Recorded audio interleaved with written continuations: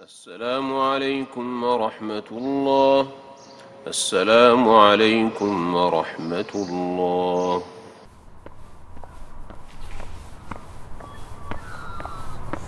Assalamu alaikum wa rahmatullahi wa barakatuhu. Wa alaikum salam wa rahmatullahi wa barakatuh. Welcome to the Masjid Carpark podcast, episode 64. Before we begin, if you could do us a favor, please like, subscribe, and press the bell icon. This will give us more than one subscriber. Yeah, well, it'll motivate us. It'll inshallah. motivate So us if you to do do listen, more. please do subscribe. All right. Brother, 2 rakat Salatul Hajat for Victoria. How are we going to survive without Daniel Andrews? We've got two Dan the Daniels. dictator. We've got Dan two the Daniel, dictator. dictator Dan. Some people are Slide. still very scarred from. I mean, it's understandable. People were threatened. Jobs were threatened. I've never met such a polarized, well, not met, but I've A premier. in Victoria, have we had such a polarizing premier? I don't think even Jeff Kennett was like that. I think it's just the. It was the COVID. Bushfires, floods. not It was really the floods, COVID. That really, and the way it was. The world's most. If you ever listen to Sky News or the more of the right wing, it's all about the most locked down city. Yeah. He was responsible for it. And Rita Panay from And- Sky News. Her little piece ended with like all the COVID wars against the police. Oh, okay. No, they're shooting at us. They're shooting at us. And she's basically like Oh, no. making him responsible for World War III in Victoria. Yeah, I mean, I would say I personally wasn't affected, so I feel sorry for anybody that was, their work and business. I can imagine, I try to A imagine. lot of businesses went down. I mean, Yeah. the CBD literally, I agree on that point. I don't think the CBD's recovered yet. But it was an unknown. And with the information that was available, maybe he was But the thing is, heavy-handed. you He was can't- heavy-handed. You can't say that anymore. Why? Even with the information that was available, because other states didn't have this. And they this turned out- extreme lockdown. And But they didn't Victoria, have as many more people died. Yep. And we had a bigger lockdown. Yeah, So 4 months. That 4 is- months. Yeah, Bro. yeah. The first one I enjoyed. First, The first lockdown I enjoyed. it's like a break. straight up. All right, It was- the world's not getting ahead of It me. was a nice Yeah, reset. if you remember, the feeling was no one's getting ahead, and we're all going on holiday, and I'm not missing out anything. No, and my work just We're turned all to- in this together. Right, my work turned to Zoom, so there was no more traveling. Yeah, And all of a sudden, this whole new world of working from home, which we still, are exploiting to the Yeah. max till this day, opened up. Look, a lot of things happened, but let's go back to Mr. Andrews.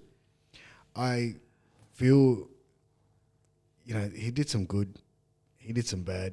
Depends on which side of the fence you sit on. look, he's a politician, and buck he's stops. definitely had an impact. And he's the head of the party, and he was the head of. But He's the premier of the state, and the buck stops with him. But do so if you- anybody's to blame, if anything bad happens, like with ScoMo, if anything bad happens, it happened under his watch. He's responsible. Yeah, but the You funny cannot part shirk- is now, What? everything that he did, if we're having like negative results of it, he's just gone, see ya. Yeah, he just bailed. And He left it. he bailed it hard. Oh, And that, what's her mate. name? Jacinta Allen. She's the she's now the premier. Yeah. And Jacinda, I think. Jacinda, whatever. Yeah. Right. So she's like, firstly, no one But knows her, and then secondly, Victoria's in debt.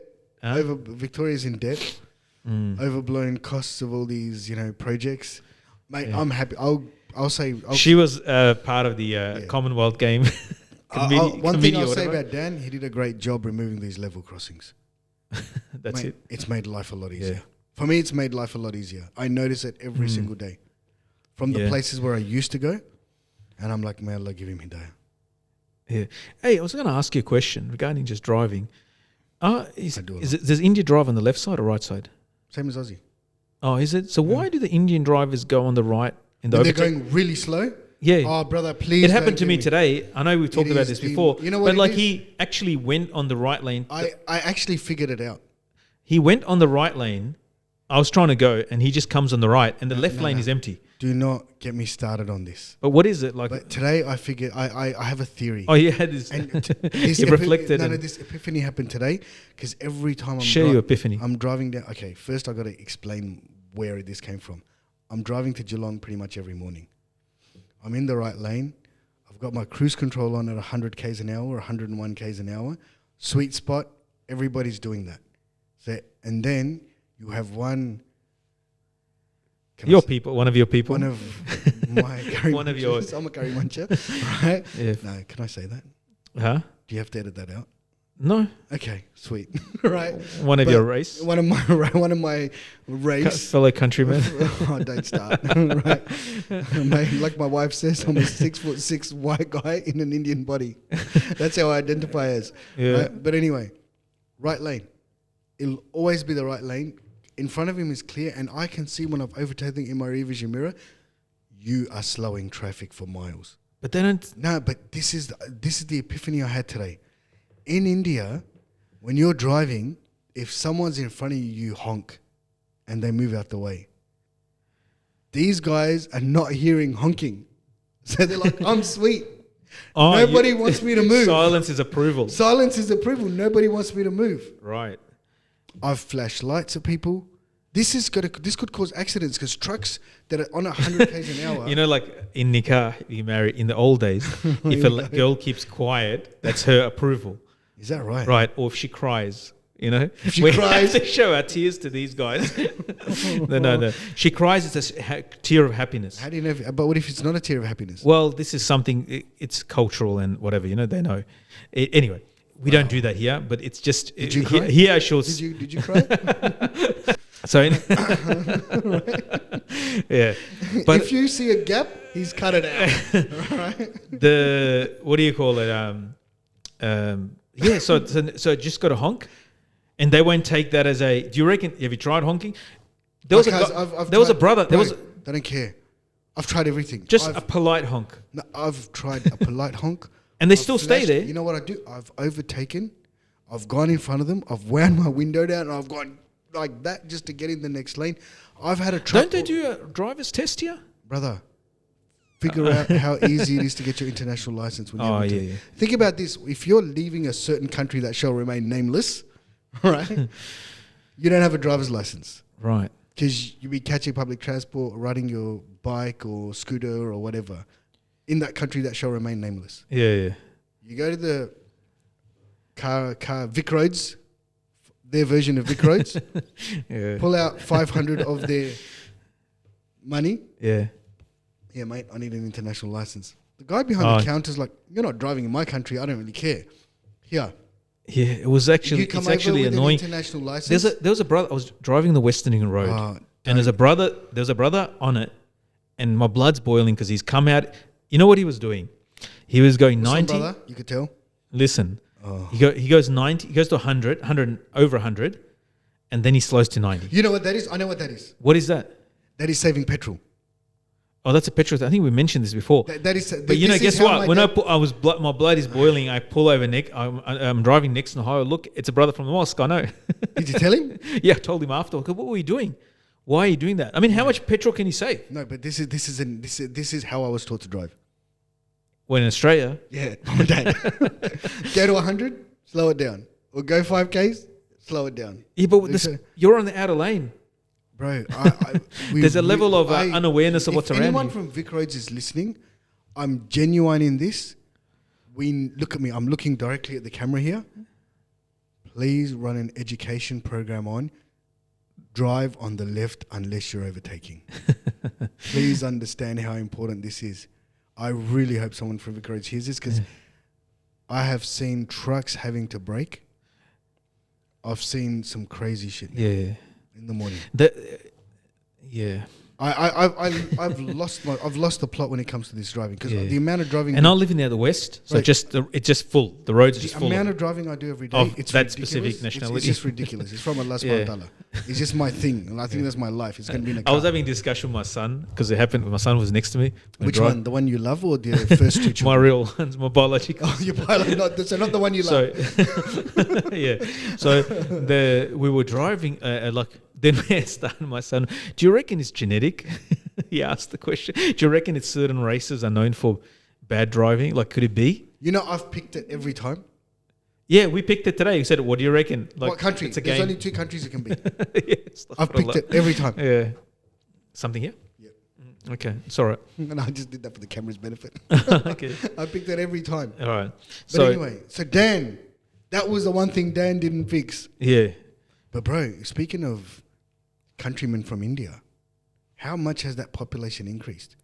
Yeah, if you look at we were just looking at the population the other day of because of It's increased by because last week we 54%. discussed the voice, the arguments for yes and no, and then just looking at the population average, how much are Aboriginal? What percentage of the community? Oh, they're less than Muslims. Yeah. But then, because under the stats for this is according to the census 2021 census, so I think Aboriginal were like 810,000 officially. This is the official statistics, and Muslims were like 850, something like that. So there's already more Muslims now. As per the last census, they've overtaken the Aboriginal as a minority in Australia. But then within that, there's so many sub-minorities, That's right. religious groups, and so forth. And then within Muslims, I mean, obviously you have different countries, and there's Aboriginal Muslims sects do and we so count forth, them?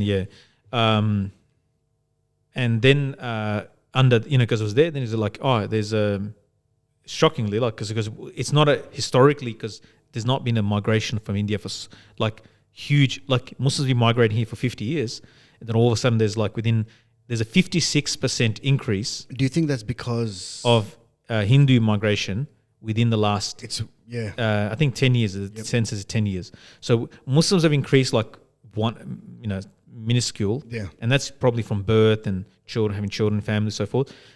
This one is shocking. Migration, it's pure migration. 56% increase, migration. and migration. Yeah. So what is the policy of specifically bringing? And of course, in India, if we're talking about India, we're talking about Muslims and non-Muslims, but the non-Muslim or the Hindu part of it specifically is increased by such exponentially.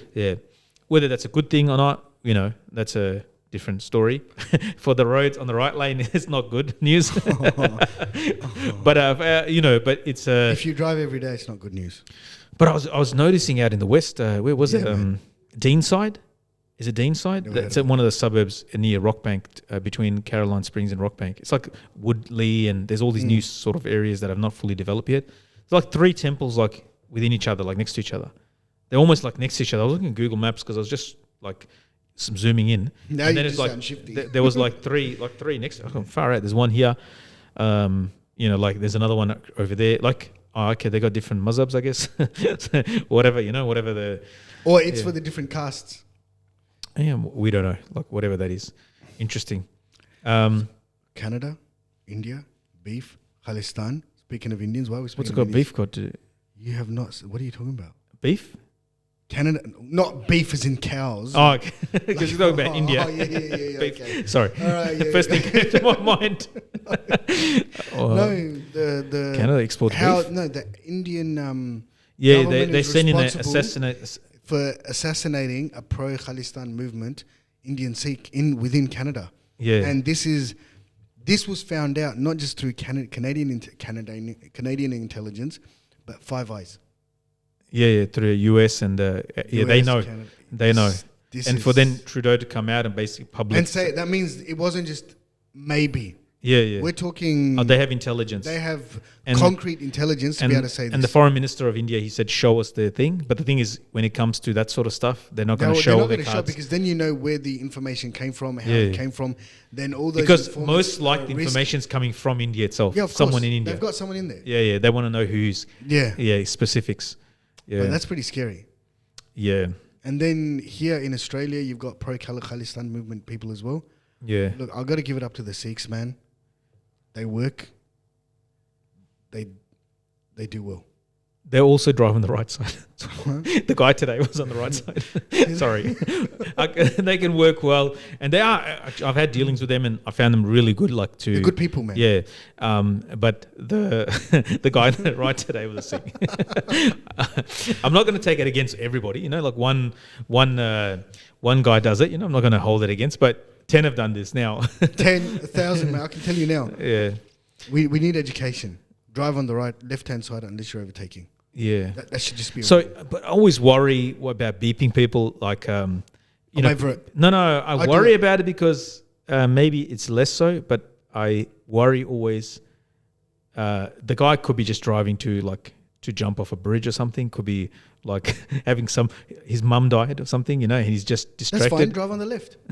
Still, shouldn't beep. A beep is a friendly... A beep is not anger, a beep is a friendly... I'm not belittling anyone's pain or suffering. But what I'm saying is, drive on the left. When I'm wrecked or I'm tired and I'll drive slow, I think we're very... I drive on the left. I'll sit behind it. If I'm not in the mood to drive past or even the speed limit, I'll sit behind a guy going 80 in 100 zone. That's fine. I'll sit behind him because I'm like, you know what? This is my mood right now. As a, we are very reserved people in Australia. So I think that beeping is just, it's a bit, it's an extrovert. Nah, it's not an anymore. It's an Not extrovert anymore, move. brother. My hand is like this, one wheel is like this. Yeah. How much pressure would you apply to not offend? 5 seconds. Hold it 5 seconds? I hold it for 3 to 5 seconds. I'm not joking because I Really? will only do it when That's I need to anger. do it. Yeah. That's not a It's polite rage. request. It's rage. But I'm not road raging where I'm going to jump out and bash it. I would start at the lower end, a little bop. Bro, do you know you the know, little bop, damage- and then work your way up. My thing is, do you understand the damage that can happen at 100 k's an hour? When you've got 4 lanes, my experience has been Western Ring Road. That's my majority of vast experience on the Western Ring Road. That is a very busy road. The damage that can happen on 4 lanes, someone brakes wrong, and they do. The guy will just brake just because he wants to see what's going on the other side of the road. Yeah. Right? All of these, you're going to wreck people's families.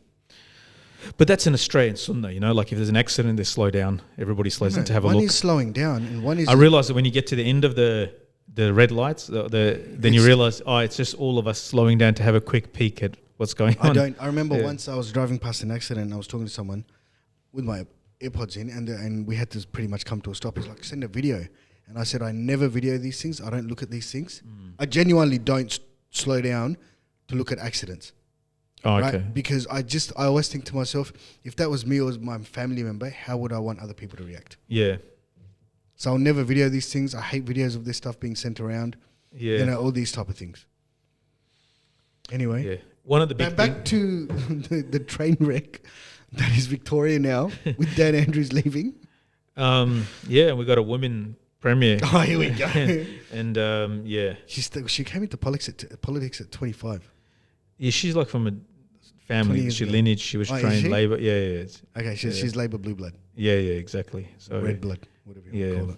Yeah, so wow. Anyway, she's basically just more of the. It's just the same policies will continue. Nothing's going to change. But do you think? No, she's going to have to. I mean, because the amount of crap now that she has to deal with. Yeah. Or perceived, I should say. Yeah, it could be Dan's way of like, all right, we've got all these plans in place, contingencies, and blame me for all of these coming to fruition. And you're the savior, just make it happen. And then you're going to be the one, and you're going to show your competence. Because that's what they want to see. Because it's about the party.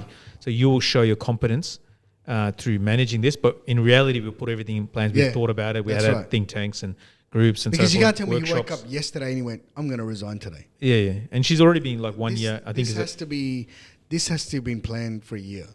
Yeah. Allah knows best. He said he just wants to spend more time with his family, but she represents also within Labour because there's a tussle between the left and right wings of Labour. So she's like the balancing. Is she a centrist? Yeah, of Labour, yeah. Okay. She's basically Dan Andrews 2.0. Is she really? Yeah, that's what they say. Sky News is saying anyway. But Sky News it's more of the same. Yeah. Sky News says so they want to make sure that all the baggage of Dan shifts to her. Yeah, go pass it on to her. They don't but she's not letting that. Yeah. She's not going to allow that. Well, that's let's see. You know, she did serve as a deputy under him, so yeah. Okay, from one Daniel to the next. Daniel Hakikat Jew and Jake what's his the Muslim metaphysician. The Muslim metaphysician. So for those who don't know, I mean most of you probably seen it. To this podcast. PBD. Get all your young men and women to listen to this podcast. PBD podcast, Patrick Bet David. Yep. Who's Patrick Bet David? Let's do it. He's a businessman, very successful, and after watching the thing, you watch Daniel Hakikat Jew's The Muslim Skeptic channel where he does like a 3-hour analysis of the 3-hour debate between two Christians and two Muslims. And these two Christians, one is a murtad, is a Moroccan murtad. Murtad, who became left Islam. And then on the other side, you got a white guy who became Muslim, a convert. Yeah, it's ajib. So that is in the hands of Allah subhanahu wa ta'ala. But mashallah, like what like brothers like this who are unapologetic, who are not going to compromise Islam, they will say as it is, as per our Aqidah and fiqh books, and take, mashallah, they gave it back to them. They actually, Daniel Hakikat in his analysis said that they're over prepared because we didn't know because there was no topic given. There's no advanced information given to us. There's no points given. We're going to talk about this and this, and there's nothing like that. So we had to prepare pretty much everything and over-prepare. And what they're used to hearing Yeah. from the other side. And he said that these guys, once we got going, he goes, he said, Dan goes, I nearly fell asleep because the same stuff, and he goes, all the crying and sucking by that murtad. And it was really like, mashallah, like, the reason why this podcast specifically is very defining, this debate. It genuinely is for the Muslims. Because it is a post 9/11. When I say the reason I mentioned that because there was a whole decade of we were lost. I think there was not lost, but apologizing. Then there was a decade of just sort of we didn't have any direction. Apologizing, and now you got hiding. like last 5. I would go so far as to say apologizing and hiding. And last 4 or 5 years, this sort of other voice has come. Yep. Traditional Muslims who will not apologize for any part, actually defend it and show it. So they took it like someone mentioned that the key point of the debate, the turning point was when the guy was arguing, the two Christians were arguing, against apostasy law, murtad laws, like in Islam, they, by Muslim rule or whatever, they're executed in the Muslim country and whatnot. The fact that they started bringing, are you arguing as a liberal secularist or are you arguing as a Christian, presenting Christian doctrine? Like he put him on the spot. He put him on the spot. He said that, are you arguing like Western secular, modern Western secular, liberal? Is that the position, or are you actually a Christian? Yeah. To tell a Christian to his face, you're not really a Christian. Did you see that guy Robert's face when Daniel Hakikachi goes, I'm actually going to defend Islam and Christianity? Yeah. He was just like... Yeah, because all the same laws are in Islam. The rug's being pulled from under my feet. And genuinely, they defended Christianity. Yeah. The Muslims did a better job of defending Christianity. Yeah. Even though they brought out arguments of this was in your Old Testament, this and that, you can't argue with us. Yeah, mashallah. But they said, you know what? It's there, own it. I listened to the whole thing beginning till end, and I was just listening about halfway through his own analysis. I haven't heard that yet. But mashallah, Allah reward those brothers, protect them, and take them from strength to strength. Everybody needs to make dua for them. Falak 3 times, blow on them. Yeah, all right. All right. On your phones. I mean, I don't know. I don't know what he's talking about. But whatever, make dua for them. Do you imagine me in your mind's eye? Make dua for them. The reason is like they went to a mainstream podcast. It really is a breakthrough sort of podcast. But I've also got to say, like, as you're saying that, Patrick Bet David, very fair. Yeah. He wasn't, okay, I'm going to take the side of the Christians. He's a Christian guy, but he genuinely was down the middle, going, guys, this is what I see. He was a real good moderator. Like, he was fantastic. Brilliant. Like, he was doing his job properly. Yeah, he was. And he let the Muslims, and he articulated what the Muslims said, like recapped it, and then did the same thing with the Christians. But you can see, like, he did a really, like, Allah give him hidayah, that he was an honest moderator. He was very honest. Worthwhile listen. Too many details. Muslim skeptic, Brother Jake, mashallah. He took it to them like quoting verses of the Bible and scripture to them, back to them. Every young man's got to listen to this. Yeah, like this is the and even Dan Haqiqat in his analysis says that and it's true. Like we try to say, Alhamdulillah, never said this myself as an imam, but he said compassionate imams and others like them. They do this we did this. There was a general thing: Islam is a religion of peace. I've always heard you say that. And water it down, and not tell. And that's not the truth. Yeah. And he said that. He said our Prophet ﷺ was a warrior. He fought in battles. Right. This is not something that we don't apologize for our Prophet ﷺ's actions. He's Imam al-Anbiya. Allah chose him. Right. And his life is an example till Qiyamah. He's the most perfect human being that Allah sent in the most perfect creation of Allah subhanahu wa ta'ala. So to say anything otherwise, we contradict the reality, and people don't want to see, generally most people don't want to see weak, unprincipled people. Majority of people, when they see you begging for acceptance, you look weak. And you look, and then reiterates his point and said, this is not effective da'wah. when you basically, like, you're going to dance to their tune, right? Well, people are coming to Deen because Islam doesn't change. Yes. And it hasn't changed. That's what they respect about it. Yeah. It's principled. It's like, okay, this is what the Quran says and this is what the Hadith says. Even if Muslims aren't following those laws that Islam has set out, they will say, no, I'm wrong in what I'm doing, but this is what Islam says. This is how it should be. Yeah.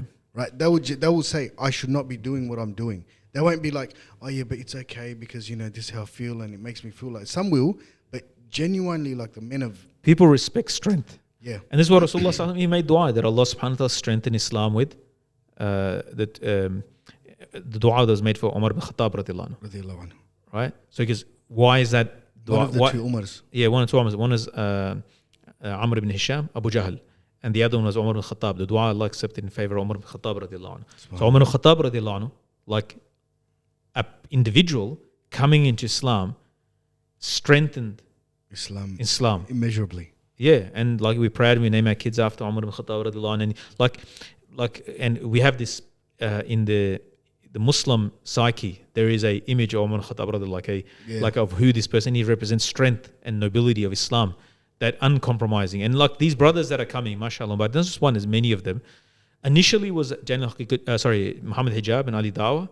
I'm glad that they didn't go. I'm glad that because I think in the future they might come. I think they did. I feel like no, this was from Allah. Yeah, and even Daniel Haggard say, because this is the brotherhood, that if it wasn't for brotherhood, someone would say, well, I can't go, nobody else will go, but because they handed over to somebody else, which is such a big platform, which is amazing, and mashallah barik alayhim, like they did a stellar job. Yes, some of the arguments you can see, it wasn't foolproof, but they'll come back from this. They're going to analyze it. They're going to come back with much more. You can see some of the arguments they were like. Who was? Daniel Hakikuju, like some of the things you've listened to, like, okay, they're already with scripts, like they're just pulling off the shelf and just like, it's off the shelf. Yeah, you can see they're all ready for it. But there were some things that could have been more, like he felt like he was giving a speech at certain points, on points that were not, he was not directly attacking the points that were there. I don't know if that's a rhetorical thing that he's using, but it's worthwhile to listen. It was a masterclass. It was excellent, and we should, like as Muslims, like they make you proud, like alhamdulillah. And may Allah protect them. Ameen, yeah. And then when you go to the Christian podcasters, the Christian groups, and you watch their They're videos, agreeing with these guys, and they are ashamed, right? And they are ashamed of having these guys on their side, because and there's some of them are saying these guys the Muslims defended Christianity more than the so-called Christians. Yeah, like Christianity gave the West, they were Ahlul Kitab at one point. The Christians West was Ahlul Kitab. The less they became, they separate church and state. That sounds very nice on the outside, but what it did was it removed the Kitab. Whatever, even the Kitab was corrupted, but it removed the Kitab from the equation. So once they moved that, they started degenerating, because they're no longer really Ahlul Kitab, right? They're not like they're removing the book. That's why paganism is increasing in the West.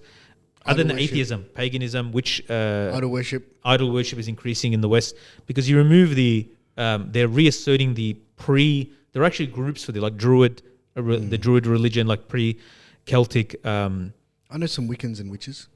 You know them? Yeah. What do you mean? How do you know them? Just through work? Meeting, yeah. Oh, really? It's random. Do you read your 3 qulas when you have an appointment with the meeting with them? I could tell you some stories. Yeah. I mean, there was this not on this podcast. There was a lady in Perth, because the Zabiha, the halal meat, I remember I was reading something years ago, and she was complaining because I don't want my food to be blessed by a Muslim, and like she's a Wiccan. No. She's a witch. I've seen some, like, with my own eyes. Yeah, I've had some proper scary experiences. Allah protect us from the shar. I mean, where I've just but anyway, no, mashallah, barik alayhim. That was like a brilliant. It's something, there's so much nonsense on YouTube, and most of it is nonsense. But to watch something, you actually learn something, and he's non-apologetic, and he doesn't hide behind any of the issues. You can throw anything at these guys, and they will have an answer. But that's one thing, that I've picked up from them as well. We don't need to be apologetic. Yeah. Tell it like it is. It is what it is. Yeah. Which... And then they defended it logically. To be honest with you, to a certain extent, back in the day, post-September 11, whatever, we were, to a certain extent, apologists. Not apologists, but, Islam is peace. Islam means peace. The word is peace. Well, some people Muslim saying is that, a person yeah. of peace, Yeah. right? But then when you strip away But the that's surface, what does that mean? What does that actually mean? Because Yeah. no, there is everything involved in Islam. Because Yeah. Islam That is a was- complete way of life.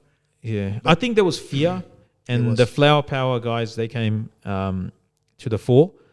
The flower power, the hippie Muslim, like they started saying these things, and I get like, there was a genuine fear. There was a threat. Is And, weed halal? Huh? Is weed halal? And they were, talking like these sort of wishy-washy things. But I think with these brothers, mashallah, and others will take cue from that as well. But the youth is shift. We talked about this last Yeah, time. yeah. There is a shift within the youth, young men and women, that are like, no, this is what it Yeah, is. And because I'm they see proud of it. strength. They see strength, confidence, strength, well-articulated arguments. Oh, yeah, we have an answer for everything. That's the beauty of Islam. It's got an answer, I think logical. previously we didn't. I think we were dealing with other matters maybe. That's why. Or no, and we didn't have these type of guys to lead it from the front. Like what Daniel Haqiqa Jules, yeah, exactly. And then having to be in the front meant what? Like mainstream media will never allow, he says this in his video, because there was two characters of Muslim. Either you're the compassionate imam, the compromising guy, the basically everything is okay and you can still be Muslim, and you had the guy scream back, death to all kuffar. Yeah, and everybody bullet, so every that's Pepsi. that's the two characters he's present. A mainstream Muslim, traditional Muslim, who can articulate from Quran and Sunnah and from Deen, and uncompromisingly, and be able to articulate an educated way where he can reach the audience. The mainstream media will never give platform to such a guy. Never. Yeah. So he goes, for him, he said this is very important. Daniel Haqiqa Jr.'s analysis said it's very important to understand is why going on such a platform matters. And then that's a credit to him, the guy, PBD Patrick Bet David. That's a credit to him that he likes to debate with different people. He's actually honest. It shows that he's genuine. Yeah. And he said to go to such a platform and be invited, then you can never say no to that, because nobody else, the mainstream will never allow a logical voice who can argue the case of Islam and give da'wah to Islam and defend Islam and the attacks on Islam, will never allow that. You have these caricature type characters, and who will always be compromising. They're on the defense because they. Bro, I couldn't even do 10% of what they do. I can't do very little. Like all I can do is make dua and encourage others to take benefit from them, inshallah. What else? Two Daniels. We talked about the two Umaras, and now we got the two Daniels. Who's the other Daniel? Daniel Andrews. Daniel, astaghfirullah. Allah strengthened with Daniel Haqiqa. Well, Allah give them. Strengthened Allah give Victoria you with Daniel Allah Andrews. give you our Daniel Hidayat. Ameen. There was also the article about the Fox News interview with bin Salman. I didn't see it. Oh, I okay. can't bring Basically, they myself to said watch about sports washing. it. I struggled to He goes, watch yeah, because I'll do sports washing if it increases my GDP. So that was it was interesting. If you haven't watched it, don't worry about it. But it's an interesting interview. That I don't think you fully understand what sports washing is. Sports washing is washing away your crimes. I don't think he fully understood.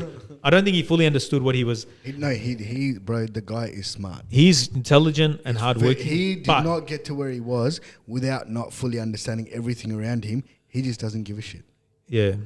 Touch me. Yeah. What are you going to do to me? Yeah. I was put here. What are you going to do to me? You guys put me here. Yeah, but I don't think he understood what sports washing 100% No, he does, meant. brother. He does, brother. Yeah? He does, brother. And he goes, I don't care as long as that Do GDP. not underestimate him. Okay. I will not. The guy, for all his faults, for whatever he's doing, ruthless. for whatever his ruthlessness, whatever he is, Yeah. he's still in his 30s. He's one of the sharpest tools in the shed. Yeah. He is one of the. It's an sharpest English tools interview. in The the shed. interviews But in what I'm English. saying, like, where did he study? Do we know where he studied? Where he Yeah, graduated from? in Jeddah or somewhere. He didn't study overseas. Yeah, but who was his tutors? You don't know. Yeah, it's probably. You do not know what's actually happened behind the scenes. Yeah. And he's not dumb. Yeah, I mean, he. Out of those the thousands famous of uncles, thousands of everything to come to power. the Ritz out of Carlton, nowhere. the famous Ritz. Bro, do you remember what he That did? coup was a masterclass. It's not a bro. coup. He basically he let them Well, it stay was a coup. for free in the It hotel. was a coup. And you can't That's leave what I the mean. And hotel. you can't leave. You can't leave. I love you, my family. Yeah. But guess A what? few weeks of I'm the boss. itikaf in the And Ritz Carlton. What happened at the end of that? They came out of it He's reformed. untouchable. Yeah, reformed. He's absolutely untouchable. He cut everybody down to size. Bro, A guy in his so 30s to do that. Don't tell me he doesn't understand Yeah, yeah. sports washing. Yeah, yeah. I'm sorry, but he understands exactly what's going on. there's a few people attacked Daniel Kikaju. I usually like listening to him. Bolson, you know that guy Bolson, the old guy. He's in Malaysia. Oh yeah. He attacked Daniel Kikaju. I don't really listen. There's to a few people Twitter. I don't know what's their problem. Like I found nothing. I consider the Daniel Kikaju and Jake thing to be a success. So but these guys, they attacked him. He goes, look at them, they're embarrassing. They fell in for the trap. I don't see any of that. I think that's tall poppy syndrome. Yeah, tall poppy and probably just bitter jellies. They got the jellies. That's what tall poppy syndrome is. Like I saw because. But then he was saying about the Bin Salman interview. He said this is basically, this is not a leader talking in the sense of like a government leader. This is what a CEO of a company talks when they want to present a report. He's maybe right. I mean, it doesn't really matter. But it was an interesting point that he made. That look at our successes. It's a soft piece, and they probably have an investment in Fox News anyway. They probably own half of it. Yeah, exactly. But basically, this is an advertisement for Saudi to come and invest. Yes. And it's not like a ruler talking. It's a CEO of a company talking, and come and invest in us. Which you can say right, wrong, whatever. But that is what Saudi is doing right now, opening up to the world.